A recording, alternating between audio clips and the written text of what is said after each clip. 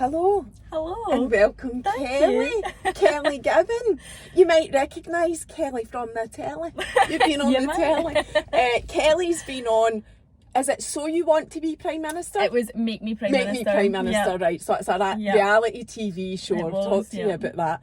And you're a regular, is that the right thing to I say? am, on yep. BBC 7 Days. Yep. And I think it's mainly politics that you talk about, is it? Mainly, is that yeah. right? Politics and a wee bit of neurodiversity stuff. Yes. Disability And activism. we're not, I do actually have quite a few people in my car that are involved in politics. We never talk about politics though, because that would be far too uninteresting, sadly. Right, so we're not talking about politics. We're here to talk about, well, there's loads I want to ask you. I want to ask you about this whole reality TV thing, because we've had a few people talk about that.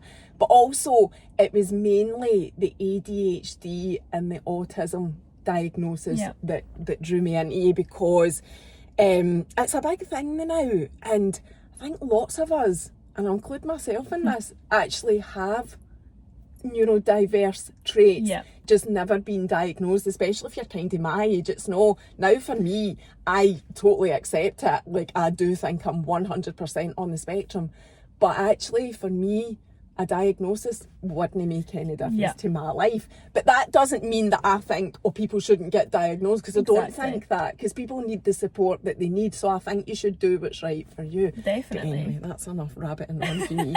Right, so tell us about your what age are you? I'm 26. And when were you diagnosed? 24. Right, so only just 2 years ago. Aye. Yeah. And I mean, I went through a lot of difficulty up until that point. I think the first time I went to the doctors was 13 years before I was actually diagnosed properly. So it took 13 years from start to finish to get the proper diagnosis. And in between, I was diagnosed with like 5 different things that I didn't have. What kind of things are interesting? Depression, anxiety, Depression's a common eating one. disorder is another one. Because one of my biggest traits is my relationship with food. I really struggle to eat textured food. I eat a lot of beige food. I eat a lot of the same things on repeat because of the sensory aspect of food, and they thought that was an eating disorder, when actually that is like autism 101. I've read that. That's like a big red flag. Uh-huh. And so I was put on all these different medications that I didn't need. They essentially like turned me into a bit of a robot. It totally like stripped all of my individuality and my personality, and I think that's been the most difficult thing post-diagnosis, because it's like what they were telling me in all of those circumstances and throughout all of those years was that they wanted to change me, and that my presentations, or my autistic presentations, were too loud and I was too different, and they needed to go away, and they were trying to medicate it all out of me, and it just didn't work, unsurprisingly, because it wasn't the problem. I mean, I wasn't depressed. I mean, I think actually I probably was very depressed, but only because I couldn't understand myself, and I didn't have that sense of self that I think most people take for granted. That is enough to make you depressed and anxious, but that wasn't the root cause of what my issues were. And it was actually me. In the pandemic, so my little cousin, for a bit of context, my little cousin is autistic, and he was diagnosed very young, but he has quite significant support needs, and him and I look very, very different in terms of our autism. We have very different needs, but also he's a boy, I'm a girl, so we present very differently. And I would always, if I ever thought that I was autistic, I would always look at Patrick and think, there's no way I'm autistic. I can't put myself in that box because I'm nothing like Patrick. And so I never pursued it. And then in the pandemic, I was in my flat in Edinburgh, and my next door neighbour had a party, and the noise sent me to another planet. I was actually like pulling my hair, I was crying, I was like throwing things at the wall, telling them to shut up. Like, I could not control what was happening. And I left my flat and I went outside, and as soon as I removed myself from that environment, I felt completely better. And I was like, that was a meltdown. That was sensory overload. There's no doubt about it. And from there, I started Googling, I found ADHD, and it was ADHD that I found first. And it just started to make sense. Everything was like, oh my God, yes, this is why I do this. This is why I'm like that. And then from there, I found this Instagram account called Neurodivergent Lou. And she posts a lot about autism in women and ADHD in women. I'll need to follow her. She's great. She's really great. She taught me everything I know about autism in women. And I was reading her post and thinking, I do all of these things. Like, this is me to a T.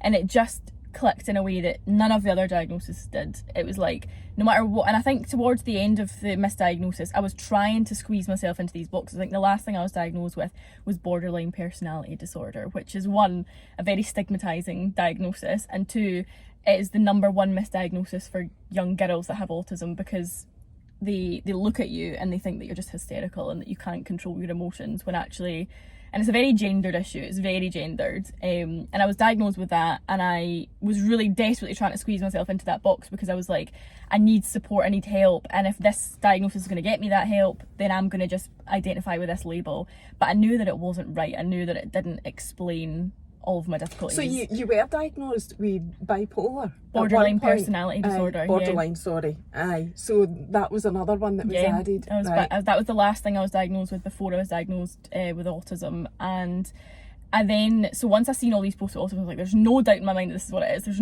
You could not change my mind at that point. I was like, this is exactly what it is. It just clicked into place in a way that I'd never experienced. And I did the most autistic thing ever, and I went online and managed to find the NHS diagnostic tests that they use.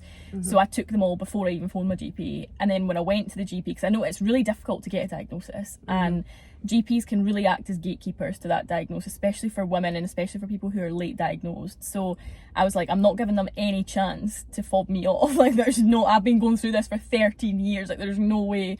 So I took these tests, and the scores were like, I'm sure I did this test called the it's like the RADS like autism test, and I think the highest score was 240 and I got 211, and the score to qualify as being potentially autistic was 65, and I was like, there is no way that I am not autistic. So I printed them all out, took them, and then I took them to the appointment. I was like, this is what this is. And the doctor actually sat back and she was like, I think you're right, I think there's someone here, and she referred me. And I think because I'd been messed around for so long, they put me to the top of the waiting list. At this point, I mean, I was in crisis. I was like mental health crisis. I was like, my whole life was falling apart around me, and it was going in cycles. It was like I'd go through a good phase, and then I'd get fired again, or like I'd lose my home, or like something would happen, and it was constant like ups and downs, and I needed help then. So they put me to the top of the waiting list, and as soon as I walked in that room, within 15 minutes I was diagnosed with both autism and ADHD. And actually the psychiatrist told me on the day, he was like, Kelly, I don't know what's happened here, but like, reading your notes, I could have diagnosed you through your notes alone. I don't know why this has happened. And this was actually the first time in this entire journey that I even sat down with a psychiatrist. Every other time they'd sent me to a psychologist, and they can't diagnose autism and ADHD, and they aren't trained in it. So you need to see a psychiatrist, and this was the first time in 13 years anyone had thought to send me to one. So, and as soon as I did sit down with one, he diagnosed me straight away, and he was like, this is absolutely what it is. So if I had had that opportunity much earlier, it would have been totally different. And then after that, so I started digging a little bit. I asked for my medical records, and I found that when I was 14, so just a couple of years into this whole process, they actually did refer me to autism services back in Fife. Wow. And the man in charge of the referral service, without even meeting me, he did not meet me, he did not talk to me once, don't even know who he is, he wrote back and said he was rejecting the referral because he wasn't convinced. And not only was I never told that I was even referred, because if I had been told back then, I could have looked into it myself and I would have, but I just didn't have the tools, I didn't know. So I wasn't told, but also I was rejected without even being seen. And it would be 10 years after that before I got my diagnosis. So like, that could have really changed everything for me at school and in my home life. Everything could have been different, and they just didn't. And you only got it yourself because something made you think, oh, maybe that's me, I'll go and have a look at it.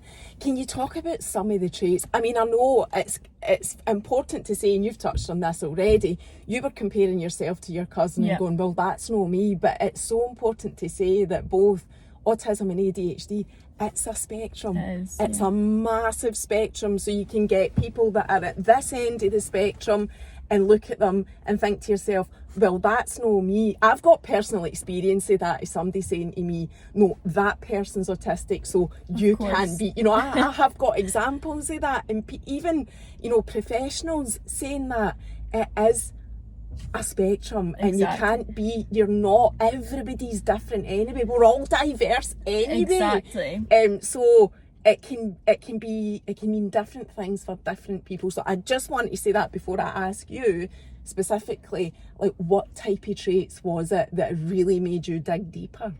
So I think on the spectrum issue, I think it's actually like it's a wheel. It's like some I think the most important thing here is that every autistic person is different, every single one of us, and it also, I think what people don't understand is that it fluctuates on a daily basis. There are some days when I'm being super autistic and everything is triggering me, and I'm quite obviously disabled, and it is really disabling. And then there are other days when you would never ever know, and I'm a lot of that is masking, but like it fluctuates on a daily basis depending on what your needs are that day or what environment you're in, and it's totally different. So I think, like, just on that, every single autistic person is different, and there is no one size fits all for autism. And I think the reason that we think that is because all of the research at the moment is hyper focused on, and it always has been, on young white men or boys, and the presentations in women are completely different, and women and girls are completely different. So women and girls in particular are constantly missed because we're being sort of held up to this standard that's actually is based on men and boys. And so how are we supposed to get diagnosed with something that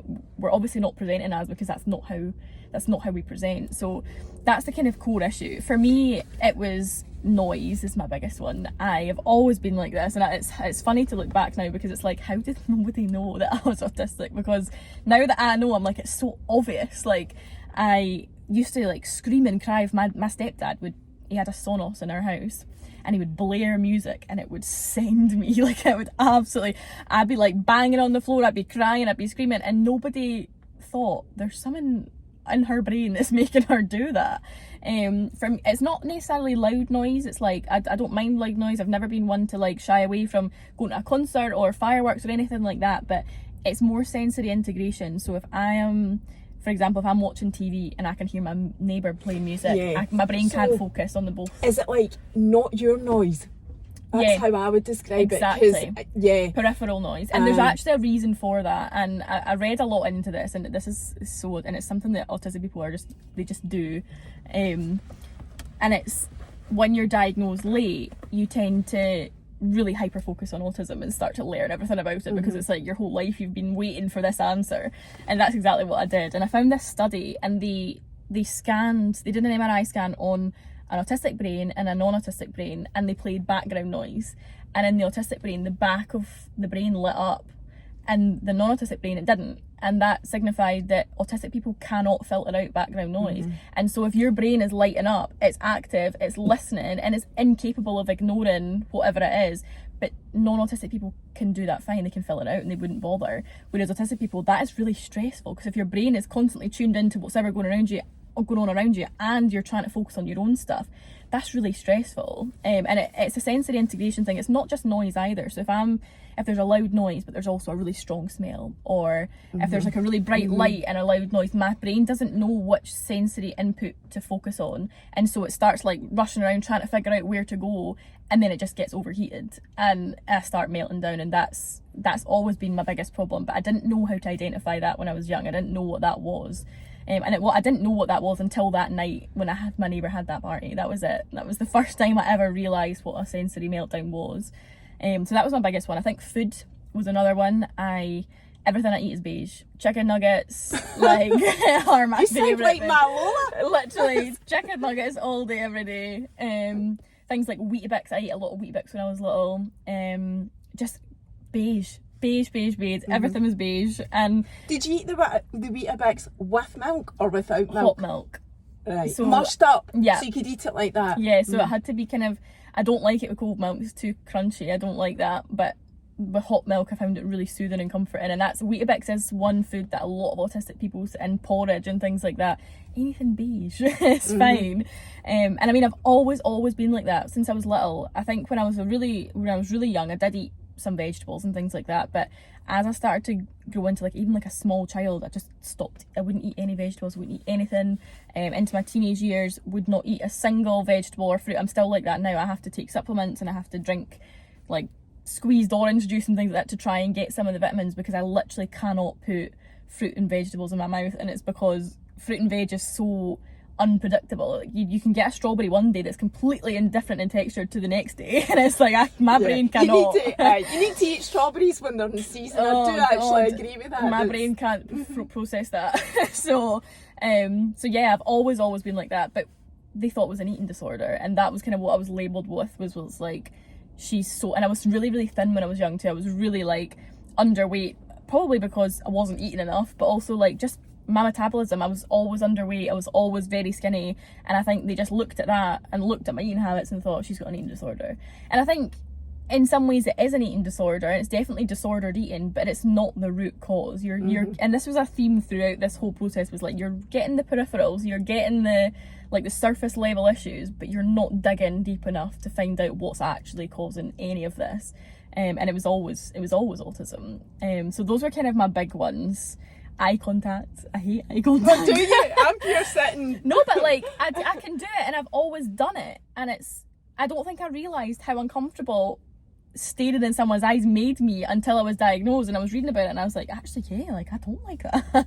But I think the reason that like girls especially go so undiagnosed is because we learn how to socialise, we learn how to do these things, but it's a mask. It's not who we are. I was just going to say that, I had read that girls are much more professional at masking it. Well, there are a number of reasons for that. I think one being that girls are taught from a very young age how to behave anyway, and how they should present themselves and what their role in society is. They're conditioned from a very young age anyway in a way that boys aren't.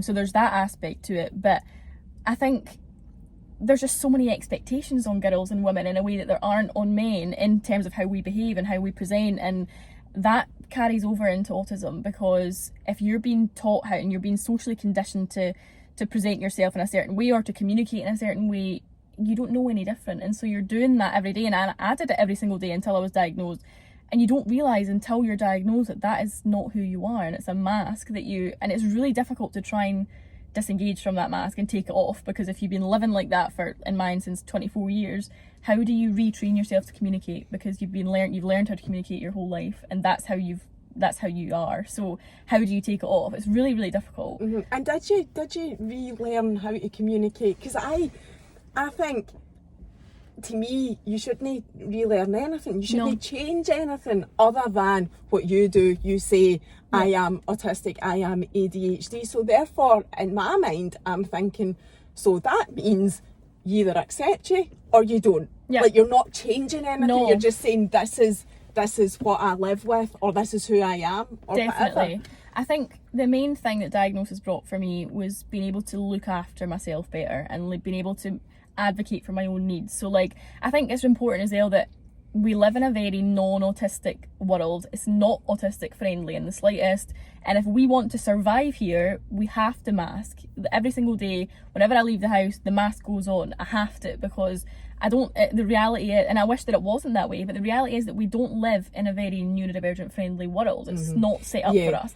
And so masking is a necessity to get by. Yeah. But being able to advocate for your needs, and being able to know when enough is enough, and when you need to go home and recharge, or when you need some space to just stim or put your headphones on or whatever, that's made the world of difference. Because now, yes, my mask goes on, but I think in a way everyone has to wear a mask at certain points as well. But I think for me now, it's like, now I know when I'm done, and I need to leave, I need to go home, I need to sit in a quiet room, I need to turn the lights off, I need to like totally desensitize myself.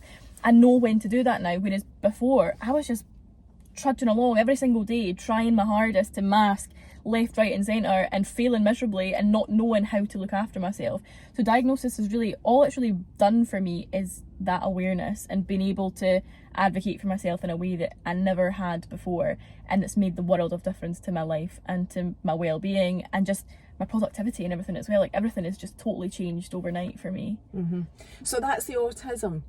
Yeah. What's the difference between autism and ADHD, and what were the signs of the ADHD? The main signs for you? ADHD is the bane of my life, I'll be honest. There are many good traits of being an ADHDer, things like hyperfocus. If I'm really interested in something, I can hyperfocus on it for hours, and I will literally tell you every single thing you need to know about it. But it's very challenging to live with. I think there's degrees of severity in terms of ADHD. Mine is pretty bad, and it does get in the way of my life a lot. My biggest things are like time blindness. I don't have a clue how to be on time, and I don't know, no matter how hard I try, no matter what I do, it's like I can never do it. And I read into it, and it was like this thing called time blindness, where you're not really aware of how much time things actually take. And so in your brain, you're like, oh, I've got plenty of time to do that. I'm going to do that then, and I'll do that. But actually, that task takes a lot longer than you think that it does. And it's like, no matter how many times you do that task, you still don't understand how long that it takes. So that's a big one. Disorganization, forgetfulness. Like, I will, like today, for example, I laid out my makeup brushes and stuff. I laid out things to put in my bag, and then I walked away and didn't take them, even though they're sitting right in front of me, and I just walked past them and went away. Like, stuff like that. Being quite emotional and not being able to regulate my emotions is definitely an ADHD thing. So when I have a great day, I'm having a great day and I'm like on a total high. When I'm having a bad day, it's really bad. Things like, and that can be difficult with things like grief and like breakups and things like that. It's really hard to navigate that because your emotions are really intense and quite consuming. But I mean, there are really, like, ADHD people love to like hop from hobby to hobby, and I think that was one of the biggest things. When I look back now, I'm like, how did nobody recognise this? Like, I remember the Bend It Like Beckham was my favourite film when I was like 5 or 6, and then I started going to football and I wanted to be a women's footballer, and then Ice Princess was my favourite film and I wanted to be a figure skater, so I went figure skating, and then I started hyper focusing on that, and then like even like politics and stuff, like I jumped left and right to all these different hobbies and all these different projects and different things that I wanted to do, but they never lasted any longer than like a few days. It was like, oh, I'm fed up with that now. Like, I'm gonna move on to the next thing. And it's like that inconsistency is textbook ADHD. It's like you're getting dopamine from this activity, and then when the dopamine wears off, you're bored, you want somebody else. That's the thing with ADHD, is that people think that I think the name is actually really misleading, but people think that it's just being hyperactive all the time and being like wired to the moon, when actually what it is by definition is like a chronic lack of dopamine in your brain. And so people with ADHD look like they're really hyper because they're seeking that dopamine and they don't have enough of it. And dopamine helps with a lot of things. It helps you to concentrate, for one, so it affects your concentration and your focus, but it also, if you don't have enough of it, you're underwhelmed. You're chronically underwhelmed. That's what ADHD is. And so you're constantly looking for things to excite you because you don't have enough of it. And so that's why ADHD people are get all excited about different things and get overly like hyper, and that's what that is. And I think people think that it's just you're wired to the moon and you're hyper, but it's not. You're actually the complete opposite. You're chronically underwhelmed. What does chronically underwhelmed feel like? Just like, I don't even have a word for it. Flat. Like, just like, God, like, it's a bit exhausting to constantly have to just like search for that. Do you do that? Oh, my hair's got blown with the wind, I've just noticed that. Do you do that? Do you feel like everything's shit when you're chronically underwhelmed? There are days, because I'm not sugarcoating it. It is very difficult to be autistic and ADHD in this environment all the time. It's very difficult, and especially as someone who is very career focused, has always had career goals, and has really wanted to make a difference in my job. I have always really struggled at work because it's just not built for me. How we work here, how offices are set up, how like the social aspect, the communication aspect, I just don't fit in. And it's taken me a long time to find a workplace that I do fit into and that I'm accommodated in. I mean, I've been working for 8 years full time. This is one of the first times it was in the last couple of years that I found a place to really just be myself. And that's been really challenging. And there are days when it just feels very exhausting to just constantly have to try and squeeze yourself into this world that just isn't built for you, and trying to force people to be understanding, because people aren't understanding. I mean, with the best will in the world, we're still very far behind in terms of the like autistic rights. And if you think about the first person ever diagnosed with autism just died just like a few weeks ago. Wow. So it's a very new diagnosis. Not enough is known about it. People are still very, very ignorant towards neurodiversity, and it's becoming this new thing. And the danger in that, I worry, is that neurodiversity is becoming a bit of a buzzword, and like businesses are starting to tap into it, but if you actually dig below the surface, no meaningful work is really being done anywhere. I mean, I've had some awful experiences certainly at work, and that can just feel really exhausting to have to battle that every single day, and to know as well that, I mean, this brain isn't going anywhere. I'm ADHD, I'm autistic, I will always be for the rest of my life. No medicine, I mean, I take medicine for ADHD, but it's temporary. No medicine can cure me. I wouldn't want to be cured anyway, but this is never going away. And so this battle that I face every single day is going to be here every single day. And that sometimes if I sit with that for too long, it's like, God, that's overwhelming. Exhausting. Like there are days when I'm really, everything is overwhelming me, things are too much, and I just think, I wish for one day that my brain would just shut up. Like I just wish like I could just be not autistic for just one day and just see what it's like, because I imagine it's very peaceful. And I will never have that. And as much as I wouldn't want to change it, there are days when I just feel this is too much and it's so overwhelming and it feels like you're just constantly, certainly when you're advocating for your own rights and things are really difficult at work and things like that, it's like hitting a brick wall over and over. And it's like, no matter how far you think the rights movement is going and people are starting to understand, they're still not getting it. There's still a lot of ignorance that we're up against, and there's a long way to go. I do agree with that, and I do feel like ADHD, even although there is a massive level of ignorance, ADHD is the one that seems to be out there more, because autism has got that stigma, like you say, attached to it, and people see it as a certain thing because it seems to be the predominantly it's people at high end of the scale, the whole spectrum, that are getting diagnosed with it, and that's why you've got this stigma, because it's a stereotype. Do you know what I mean? It's not understood that it's a massive spectrum, and there's just nearly everything you're saying there.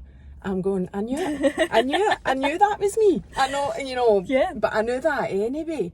But you're you're so much younger than me. You're at the very start, really, your career and everything like that.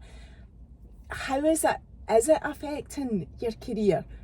Now that you know, I know that it has so far, but now that you know and what you're doing, is your job journalism? Is that what you are? No, so I am a columnist. I have my own column. I do a weekly column, but actually full time I work in autism. I work for Scottish Autism. Oh, do you? Yeah. That's your job, right? Yeah. So you've nothing to worry about. Yeah, so that's you. You're sorted. Of course, it's not going to be an issue. The job that you're in. So that was part of the reason that I wanted to move into the sector. Was like, actually, I'm finding. And I found work almost impossible up until this point. I worked...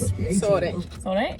I worked in the public sector for my whole career. So when I left school, I went to uni for about 5 minutes. Obviously, little Miss ADHD over here, could not do it, could not focus myself. So I quit and I got a job at the Scottish Parliament. Loved that. My first job was great. My boss was great. We're still really good pals now.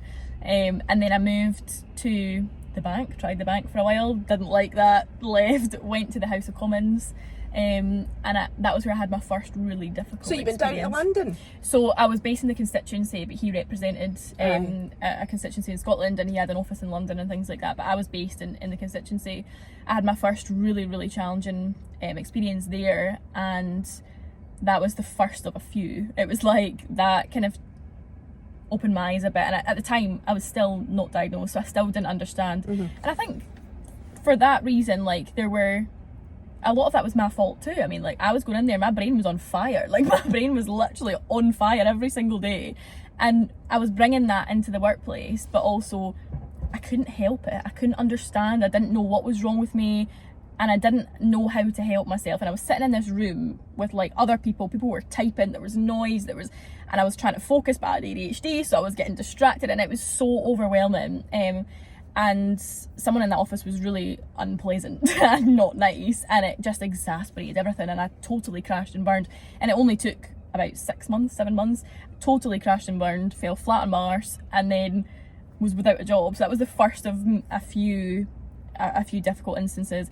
Then I picked myself back up eventually, and I got a job again in the public sector, working in equality, and I thought, great, equality. Like, at this point I was diagnosed with mental health disorder, so I was like, if I'm going to be protected anywhere, it's going to be here. These people are going to know how to understand me. I'm going to be protected. It's going to be great. And it was absolutely hellish. Like, it was, my God, it was the worst experience yet. And it was just crushing because I still wasn't diagnosed, but also in my brain it was like, if these people who are supposed to be like equality professionals at the top of their game, so many times, at the top of their game, and it was, I mean, this was like government. This was like, they were supposed to set the standard for work and inequality issues across the board, and they failed spectacularly. Like, it was, honestly, the details of that instance was absolutely hellish, and that ruined me for a long time. I mean, I ended up I left there. I ended up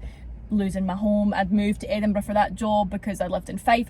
I lost my home, I lost everything, and I totally obliterated my confidence. Like, I could not cope with what happened, and I was like, if these people can't get it right, nobody is ever going to get it right. My career is over, I can't work. And this was so hard for me because it was like, I was so motivated, I so wanted to do well, and I really, that job would have been my dream if I was supported, and I wasn't. And so it was so hard for me to get over that. And I eventually, like, I was without a job for ages. I could not work, I could not even face leaving the house at points. There was points where, like, I would literally just stay in my home because the office that I worked in was so close to my house that I would see it when I would go to the shops and stuff, and it would give me, I would have panic attacks, and it would trigger me so badly. And the doctor actually, a couple of years after, said that they thought I had complex PTSD as a result of that experience because it was that bad. And it took me a long time to move past that and get over it. I ended up going to ASDA during the pandemic, and that was great because I was in the pandemic by myself. I lived by myself. My whole family were in Fife. I couldn't, like, communicate with anybody. I made friends, started to rebuild my confidence a little bit, started to get back out there. And then I thought, do you know what? Like, fuck this. Like, I am not going to be walked all over by these people who just didn't get me. Like, up you get, try again. And I went to the NHS, and I had the most beautiful experience at the NHS. I had this manager, she was called Ellie, and she totally, like, took me under her wing and just nurtured me in a way that I had never experienced at work. And it was so, like, it actually would make me emotional. I'd be like, I could not believe that this was even possible for me. I was like, I was going into this job fully expecting it to be like the rest of them, being like, this is going to be hellish, you're going to crash and burn, it's not even worth it, just don't bother. And Ellie totally turned around my life, and I still credit her with this to this day. I mean, I wouldn't even be at Scottish Autism if it wasn't for Ellie, and how she looked after me, and how she sort of celebrated me for who I was, and, like, she gave me opportunities, and she gave me responsibility, and she, for the first time in my career, she saw me for me, and she liked it, and she harnessed the talents that I had. I mean, I have weaknesses. I mean, ADHD is very difficult at work, certainly in, like, an office role. It's very challenging. She understood that, and she sort of took those weaknesses and tossed them aside and just focused on my strengths, and she really nurtured me, and it was just the nicest experience ever. If it wasn't for that, I mean, that was a really critical point for me because I'd really lost hope. It was like, I'm never gonna be able to work, I'm never gonna have a career. Like, I was really on my arse at that point, and she just turned everything around for me, and it put things in perspective, because it was like, actually, Ellie has shown me that this is what is possible for me. If an employer wants to, they will. And if they want to support you, they will do it. And they're able to do it. There are things they can do that can help. By this point, I was diagnosed as well, so that made a big difference. And once that job kind of ended, because Ellie moved on and I got a new manager and stuff, it started to, like, unwind again. Cause it's like having a lottery. It's like lottery, really, in a workplace. If you get a good manager and you're autistic, fantastic, but you probably won't. And, like, they're very rare. And so once Ellie moved on, things became a little bit more difficult, and I just was kind of hitting a wall. So then I went to Scottish Autism, and obviously Did you go to them for support, or did you see they were looking for something? No, I actually got to know the CEO. We did a few things together at, like, the BBC and stuff on autism. We got chatting, and I'd kind of said to her, you know, I'd really like to get into the sector. I think from at that point I was kind of thinking, the public sector is not set up for me. It's not designed for me as much as I want it to be, because I would have loved to have worked in the public sector and stayed there, but I kept coming up against the same problems. There's a lot of sort of institutional ableism in the public sector, and it needs a lot of reform. And the reality is that I couldn't overturn that myself. Like, I could not. There was, as much as I wanted to, as no matter how good I was at my job, I just kept hitting the same walls. And I thought, I need to be protected somewhere. Where am I going to be protected? Where am I going to be celebrated for who I actually am? And so I just reached out to her and I said, like, I'm really looking to kind of get into the sector. Like, do you have any advice? And we had a Zoom call, and she was like, actually, we have a job coming up. And I was like, perfect. So I applied for that and I got it. I get to, like, use my lived experience for good and actually help other people with the things that I've been through. So it's like the perfect job for me. Is it a full-time job? Yeah. Why are you not there just now? This is in the middle I've taken of the day. some time off. Oh, right, okay. That's fine. And I actually thought to myself, wonder if you're here actually representing them, that you are getting, you know, you're at your work. No, that's fine. So how did the BBC cross into that? So the BBC kind of in a way came out of nowhere. I mean, it was before even Make Me Prime Minister, so I was actually I was going away to film Make Me Prime Minister, and at the time, so it was last sort of March, April, everything started happening at once. I was actually going through the process for Love Island at one point. Tragic. Absolutely fucking tragic. Oh, I'm shook that you would I love Love Island, but oh my god.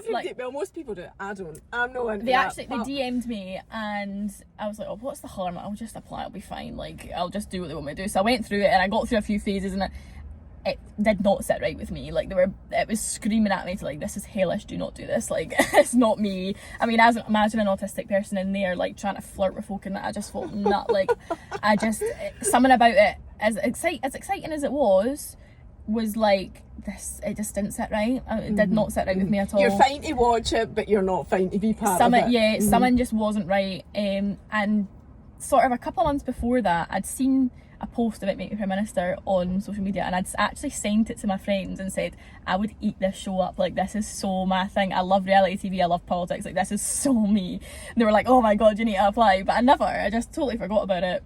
And then about April last year, one of the casting producers DM'd me on Instagram, and she'd found, like, my political stuff online. She was like, Kelly, I think you should apply, I think you'd be great, let's have a conversation. So she phoned me that day.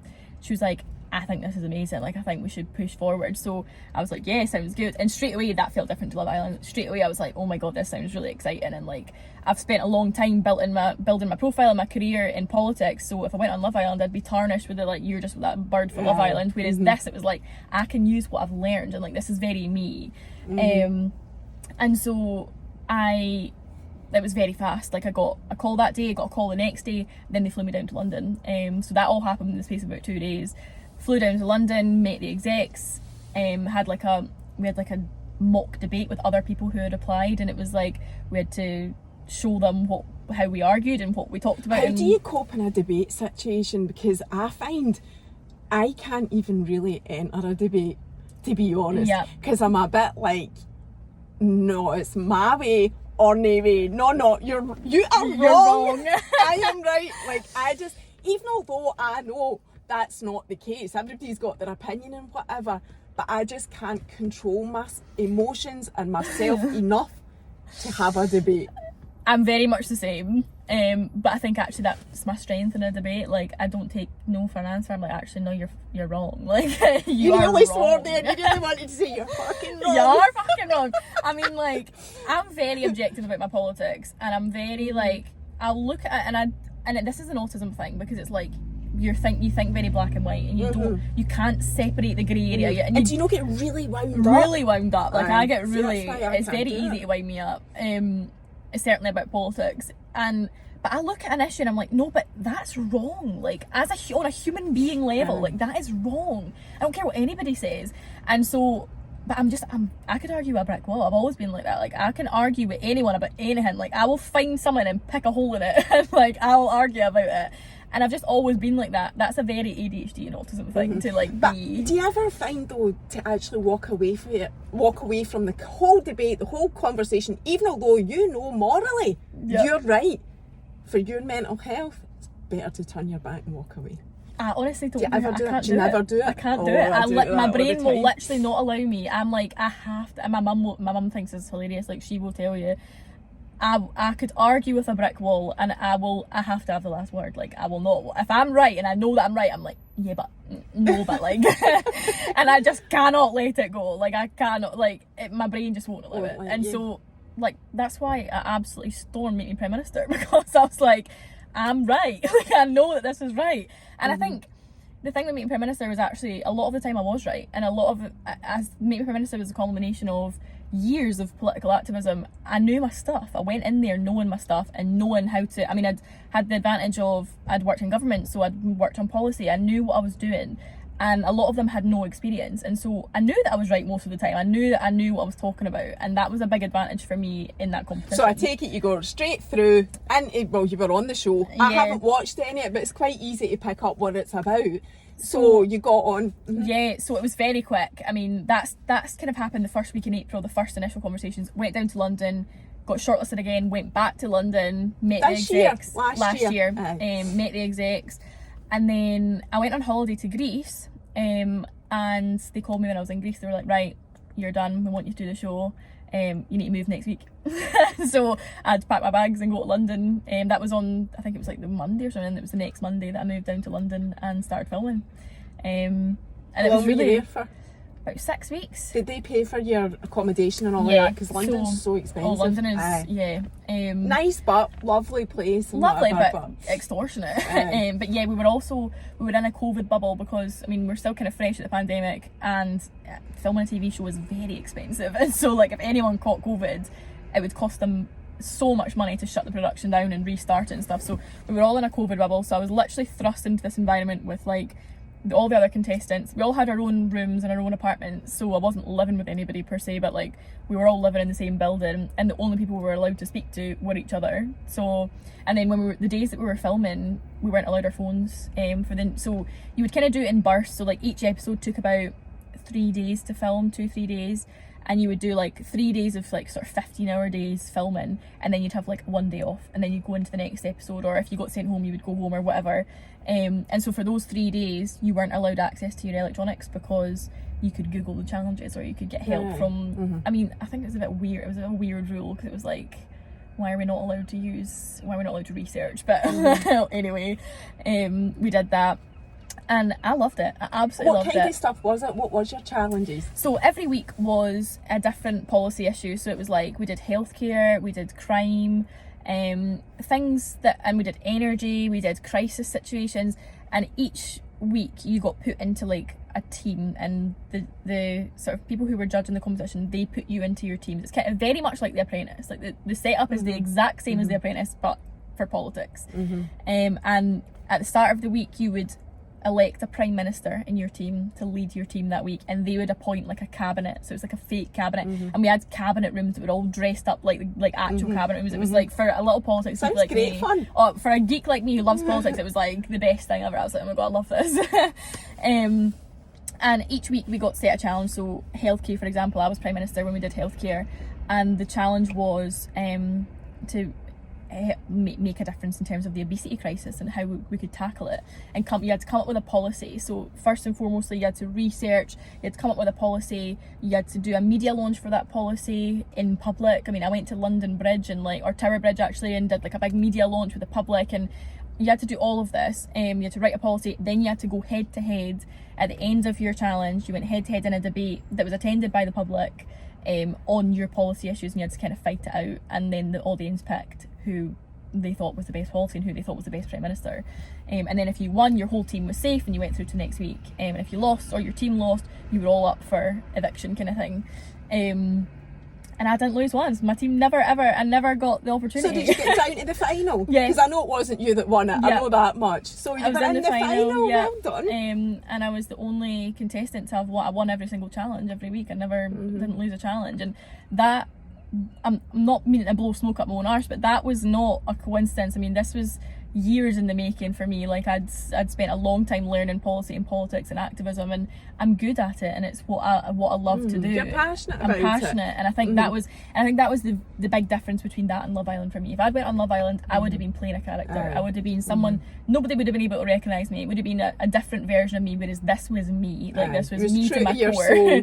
And I remember my friends were like, Kelly, this is so funny because it's exactly like you. Like you're exactly who you are. You're not like, I don't know what they were expecting. I don't know if they thought that like I'd go on TV and it'd be like totally different, but like they were like, this is just watching you in your house. Like it's like you're exactly how you are. And I was like, that's because I chose the right thing, and like this was so made for me, this programme. I loved it so much.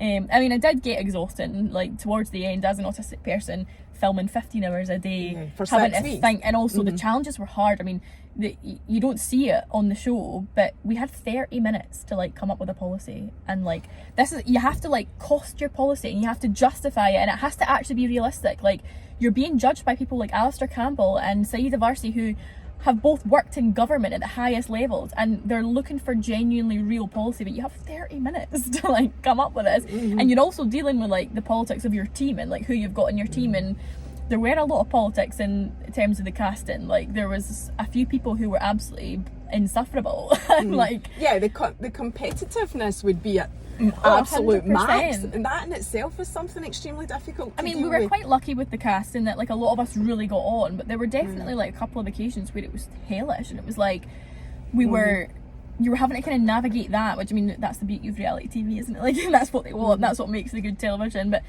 you're navigating that, but you're also having to come up with a credible policy that could be sold to the British public to win the challenge, and you're being judged by people who have genuinely worked at the highest levels of government and who know what they're talking about, and you have to have it costed, you have to do the finances. Like, it was intense. And so towards the end, like the final, I had crashed and burned. Like, I could not. I mean, the final took about 4 days to film. The first couple of days were filmed in June when we were filming everything, and then we all caught COVID. The dreaded C word that everybody was trying to avoid in the and first the place. night before the final debate, the final, like the culmination of the programme, they had to shut down production. So we'd spent weeks like coming up with these policy ideas and testing them and campaigning, and I think it was the day before that we'd been sent to do our media launch, and we had to make these videos, and they'd put me in this high street in London, right? It was a Saturday afternoon, a high street in London. I'm autistic. I'm having to film a piece to camera. I'm having to talk, and my brain was just having none of it. Like, I could not. It was so busy, noisy, smelly, like everything about it. I could, like, you see it actually in the final a wee bit. They kept some of it in the edit, and it's like I'm literally I'm pulling my hair, I'm melting down, I cannot function. And that's one of the main things for me with my autism, is that if it's had enough, my brain turns into like a rock, and it cannot speak, it cannot function, it cannot do anything. I just have to, and there's nothing I can do about that apart from rest. But in this scenario, I didn't have time to rest. I could not rest. I had to film, and no matter what I did, I had to get through that day, and it was so difficult, and it really burned me out. And so from that point on, I was burnt out, I was flat, I couldn't do anything. Then I caught COVID and I was unwell, and then it got shut down, and the burnout from that continued for weeks. Like, it went on for weeks, and we came back sort of end of July to finish the final debate. I was still burnt out from that period and that was like 4 weeks later. So I had to just do what I could to like muddle through and like do my best. But when I have to say, when production wrapped completely, I was really relieved, because at that point the fun had worn off. It was exhausting. I was done in. Like, I couldn't have done any more. And it wrapped, everything was fine, and then it aired, and I managed to recover. I went over to Greece for a few weeks, and I just did nothing. I chilled out, and I recovered, but it took me a while to recover after that. So I think there's a conversation to be had about reality TV and how inclusive and accessible it actually is, because whilst they represent, and a lot of it was about me being autistic, like they let me speak a lot about being autistic, and a big reason I think I was cast was because I was diverse, and I represented this community of people. But actually what I had to put myself through to even do it was really difficult, and it wasn't accessible at all, and that's something that needs to be talked about, I think. Yeah. How many people were in the final? 3. Right. Yeah.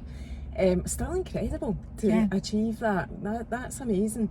So did that help with the BBC? So the BBC actually kind of happened simultaneously. I'd had the DM about Meet the Prime Minister, and I was going back and forward to London to have meetings, but I hadn't been cast yet. And then I got a DM on Twitter from a BBC producer saying, we're really interested in having you on 7 Days, like as a regular contributor. So that was kind of happening at the same time. So the first ever 7 Days that I did, we were still doing it remotely at that point. I did it from my room when I was filming Meet the Prime Minister. I've seen some of the clips where you're on 7 Days doing it from you can see you're at home. Yeah, so I did it from my room whilst I was filming Meet the Prime Minister. I had to get special permission from Channel 4 to do it, because I was filming for the BBC. But I did my first ever BBC 7 Days when I was filming Meet the Prime Minister, and then like the popularity of Meet the Prime Minister kind of cemented me as like a regular panellist, and I've been doing it ever since. So I'm actually doing it this week. That's what I was just going to ask you. So you are still a regular on 7 Days. You write your column. Tell me about your column. So my column, I've always loved writing. I've always been a bit of a wordsmith. I love writing. At school I loved English, things like that. I've always loved writing. But ADHD has really, and it does still really get in the way of my ability to write. And I mean, I'm a good writer, but it's focusing my brain for long enough to write anything is very challenging, and so I lost it for a long time. And I did bits and pieces for the National here and there, like I've written a couple of times for them prior to getting my column. And then they brought in a new editor. She's a young woman. She's like fierce as fuck. She's like wanting to come in and totally change things up, and she wanted to diversify her voices, but she also wanted to talk a lot about different issues, because I think the paper before was and it still is quite a political paper, but we now go into issues in a way that I hadn't seen happen before in that paper, and she wanted to diversify that, and she was like, I'd really love to talk to you about having like a regular slot. And I was like, that sounds amazing. Like that would be I hadn't even thought about the possibility of that for me. And it kind of happened after meeting Prime Minister. It was like early this year. And I went in, had a chat, and that was it. I got my regular column, and I've been doing it since March. So So you're juggling quite a lot for somebody that's neurodiverse. You've got your full-time job that suits you ideally. You've got your column, and you've got your panellist role on 7 days. So as somebody that's neurodiverse, how do you cope with all of that? It gets a lot. I mean, this week is very busy for me. Like, there are sometimes when it's really quiet, sometimes when it's really busy. This week, I'm filming 2 podcasts. I'm hosting this big event on Saturday. I'm doing the BBC on Sunday. I've got to write my column. I'm packed all week. And for that's like, God, this is exhausting. But I also thrive in those circumstances, and that's the ADHD in me. Like, I thrive under pressure, and I almost need the pressure to thrive, because if I don't, my brain can't focus itself to do it. So, do you find that you go through spells like that? So you'll have this couple of weeks or a week or whatever it is of that, like really thriving on the high and the buzz and the pressure and the work, and you're so productive and you're happy with everything, and then you'll need to have maybe a week or a spell where you scale it right back. Yeah. I mean, there are days, and this is like a funny, like, known thing in the neurodivergent community, where you just need to rot. Like, you need to just sit in your house and like close the blinds and just watch Netflix and do nothing. I do that very frequently, and that's actually like a mechanism for me to manage my autism and ADHD, because if I don't have that opportunity to be alone and to just decompress, I will crash and burn. So I make sure that no matter how busy my week is, or how busy my time is getting, or how many different things I'm juggling, I make the time for just myself, to just sit on the sofa, watch TV and be alone and just decompress, and that's really important. But there are times when it's unavoidably, like, there's nothing I can do. If I'm really, really busy and I don't have the time, I just have to get on with it, and I probably will crash and burn afterwards. And it's not usually until afterwards. I mean, usually in the moment I'm fine. I can mask to the high heavens. I've been doing it since I was born, so like, I know how to mask. But it will be later. Like, I'll get home and I'll be exhausted, and like my brain will not want to work, and I just need to lie there and do nothing, and that's fine. I mean, and I think getting my diagnosis has really helped me with that, because I give myself permission to do that. I'm like, you know what? If you need to go home and you need to just lie and watch Netflix and do nothing, do that. No, it's fine. Like, you need to do it, and it's made the world a difference, because then I do that, I take the time, and then I bounce back and I'm fine. So there are peaks and troughs, and it can be worse sometimes than others, and every day is kind of different. So it's like, you just like a lottery, you just never know what you're going to wake up to. I know, and I think from what you're saying, first and foremost, the most important thing about your diagnosis, and I hope this would apply to anybody on the spectrum, is that it supports you. You knowing what your issues, if that's the right word, are, or know and understand more about you, makes it easier for you to manage you and cope with you. However, on top of that, what you're doing as a passion is creating this awareness, or trying to create an awareness through your social media, through anything else that you're doing, of what it actually is. And that just brings me into my last question that I want to ask you.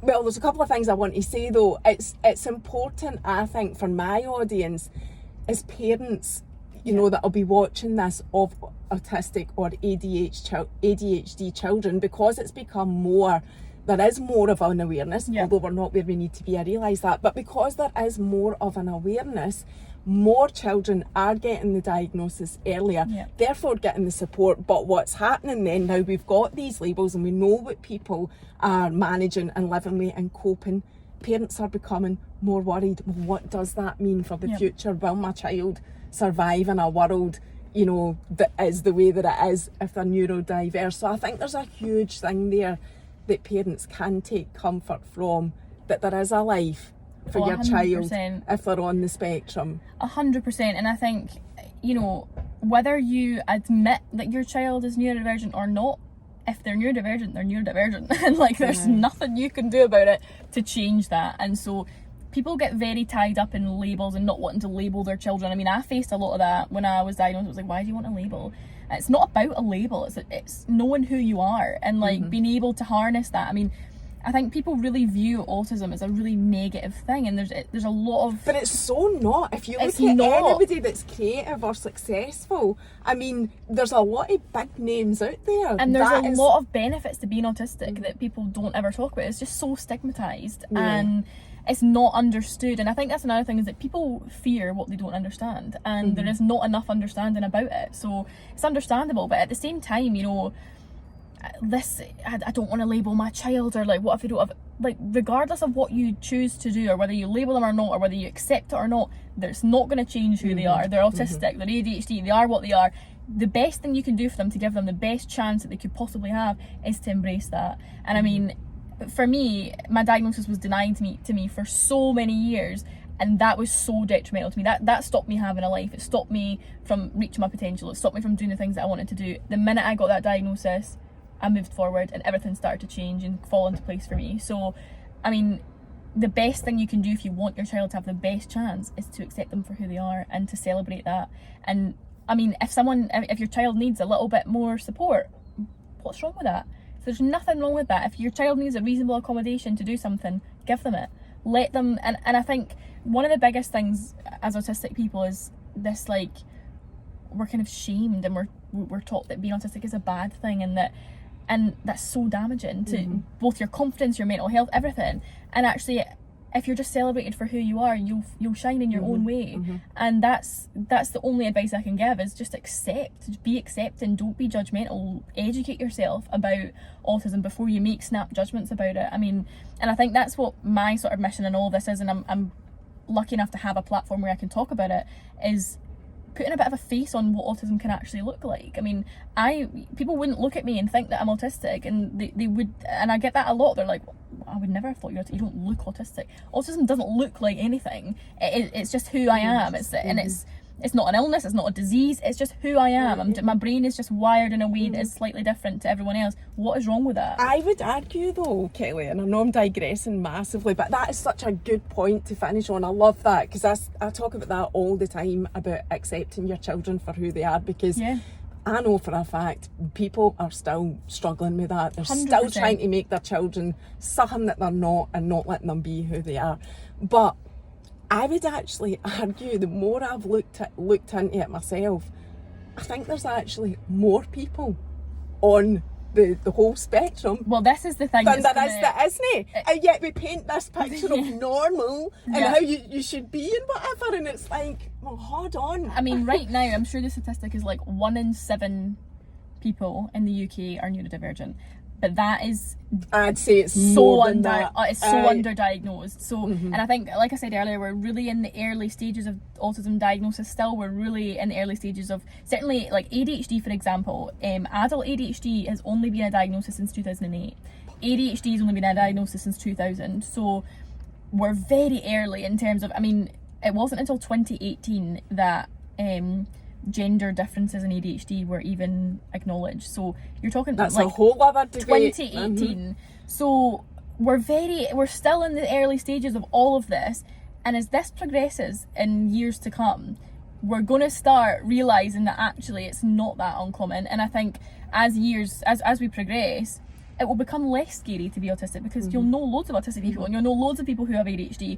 And I mean, I think now that I'm diagnosed and I know what I'm looking for, I'll look at folk and I'll be like, you are a type A ADHD, or you are definitely autistic. I know what I'm looking for. And it's like, it's sad, because there's so many people wandering around just not knowing. They don't know. And I mean, like my mum is as ADHD as you can get. Like we got her an air tag for her keys, because she loses her keys all the time, and then she lost the bloody air tag. Like, this is what she's like.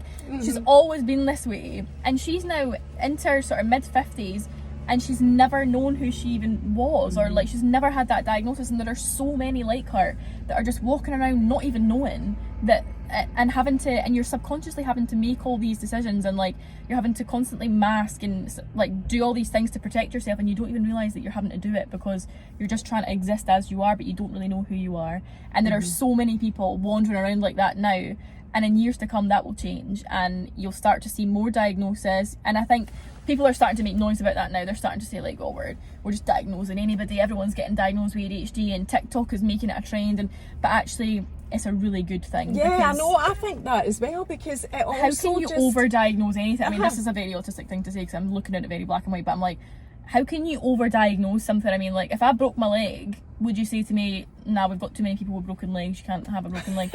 No, you wouldn't. But just because it's ADHD, it's different. Like, if someone's ADHD, they've got ADHD, there's nothing you can do. And I think we're going to start to realise that a lot more of us are actually neurodivergent, and divergent is another word that I'm not that keen on, because it's like you're divergent from the norm, whatever the norm is. I don't even use that word. But like, it's, do you know, what is normal? Like, just be yourself. That's what I'm saying. Be yourself. I think there's more people not normal than there is that's normal, whatever that is. I don't even know what it is. We're going to see a big uptake and a big change in neurodivergent conditions and diagnosis. We're going to see big trends in that, and watch this space. Yeah, no, and that is a good point. But I want to ask you, is your mum going to get herself diagnosed? So she's been kind of battling with it. She's like, well, I've lived this long and I'm fine. That's how I feel. And she's like, I don't feel like it affects my life. I mean, it doesn't really. Like, she's a nurse, she's a charge nurse, she has a great career, she's done really well.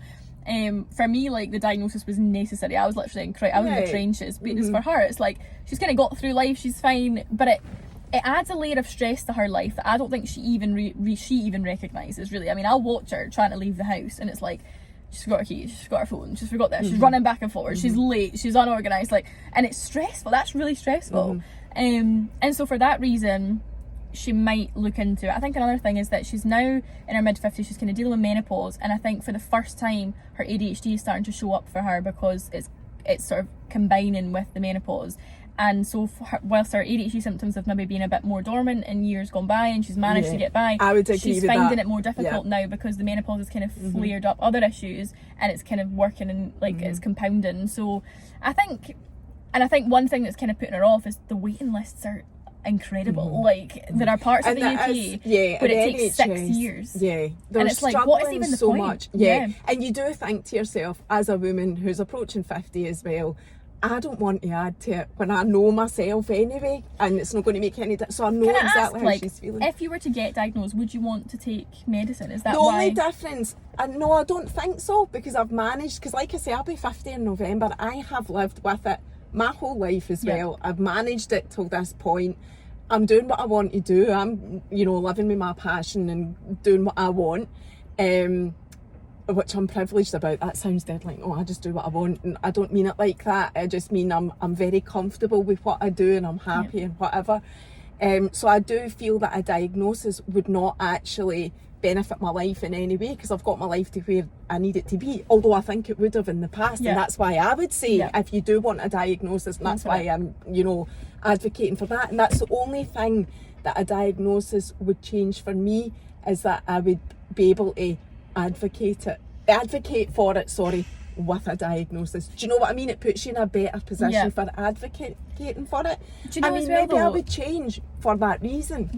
I might. If you don't want the advice that I would give, considering like the waiting list and stuff, if you don't want medicine, the only real reason to kind of sit on a waiting list for an ADHD diagnosis is to get access to medication, because you can't access it if you don't have it. Self-diagnosis is really, really valid. And I mean, if you think about any ailment ever, I mean, if you had arthritis, if you had a sore knee, you could go on Google, you would find the symptoms, you would think, I think that's what that is. That's self-diagnosing. And then you'd probably go to a doctor and you'd have it confirmed. Whether a doctor confirms it or not doesn't make it real or false. It doesn't change the fact that you are. I mean, if I hadn't gone to the doctor and got my diagnosis, I'd still be autistic, I'd still have ADHD. And so just being able to identify that yourself is totally fine. Being able to say, I have ADHD, did the doctor confirm it? No. But do I need them to? No, because it's who I am.